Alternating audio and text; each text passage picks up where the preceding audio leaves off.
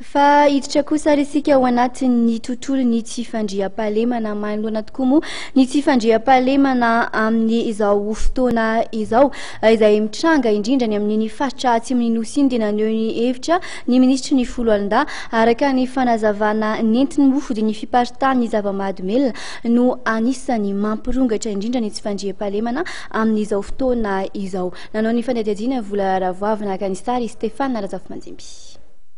Ny fiparitahan'ny zava-mahadomelona no anisany antony iray mampirongatra ny tsy fandriam-pahalemana hoy ny ministra ny folo alin-da ny jeneraly Lucien Rakotoarimasy. Ilaina noho izany hoy izy ny fametrahana paikady hiadina amin'ny fiparitahana sy ny fidorohana zava-mahadomelona. Ary momba ny tsy fandriam-pahalemana ny amin'ny ilany atsimo nosy manokana ao anatin'izany ny ao amin'ny distrika amin'ny Betroka dia laza ministra ny folo alin-da fa tsy vahaolana amin'ny fanaovana hetsika manokana na opération toy ny tandroka izay natao teo aloha. Fa eo ihany koa ny fiadina amin'ny zavatra mahadomelona io miaraka amin'ity resaka fandriam-pahalemana ity.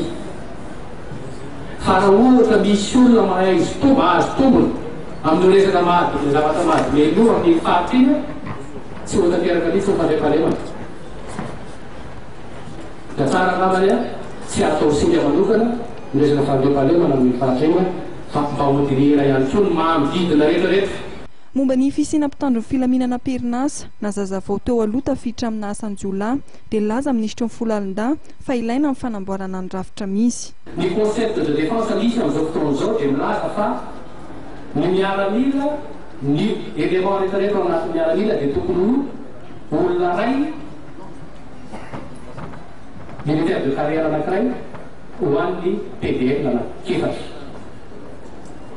Zay concept atsika.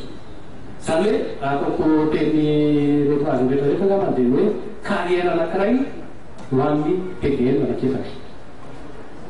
Zay zavatra tsy tanteraka ankehitriny satria raisina dia zavatra teneninareo tao hoe sao dia izay tokotra ny marina dia atao zany mahavitsy amin'ireo PDL ireo ary tsy maintsy anaovana enquête de moralité ka tsy apitipitinina fotsiny.